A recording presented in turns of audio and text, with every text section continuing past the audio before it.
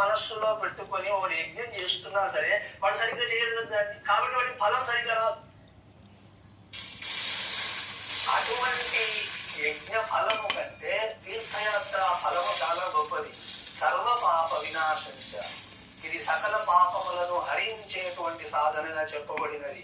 సర్వ పుణ్య ఫలప్రదం, పుణ్యమును అనుగ్రహిస్తుంది, విశేషమైన పుణ్యం.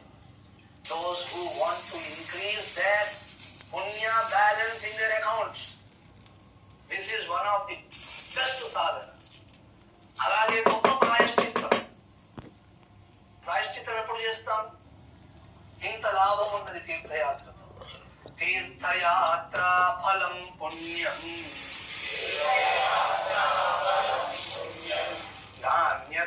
నాన్యత్కేనచిదుచ్యతే సర్వపాపహరం చైవ స్వర్గమోక్షప్రదాయకం. స్వర్గమోక్షప్రదాయకం. ఇలా పాపహరణము చేసి పుణ్యమును అనుగ్రహించేటువంటి తీర్థయాత్ర ఫలము ఇటువంటిదని ఏమని చెప్పగలం? ఒక మాటలో స్వర్గ మోక్ష ప్రదాయకం. నీవు ఏ స్వర్గ సుఖమును ఆశిస్తూ ఉంటావు, outside to outside అని ఒకటి ఉంది కదా,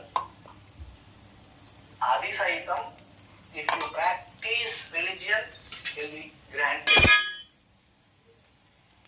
అలాగే from outside to in అన్నావా, అలాంటి భావంతో అభ్యాసం చేసావా, మోక్షప్రదాయకం, స్వస్థితిని అనుగ్రహిస్తుంది. ఈ రెండు శ్లోకాలలో తీర్థయాత్ర మహిమ ఎంతో చెప్పబడింది. మహాభారతంలో తీర్థయాత్ర పర్వాన్ని మీరు పారాయణ చేసినా అధ్యయనం చేసినా మీకు మరింతగా తెలుస్తుంది ఈ విషయం.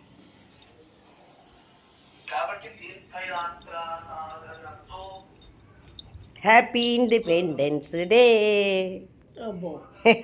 ఊహించలేదు కదా మొదా. చెప్పు happy independence day. Happy birthday, happy independence day.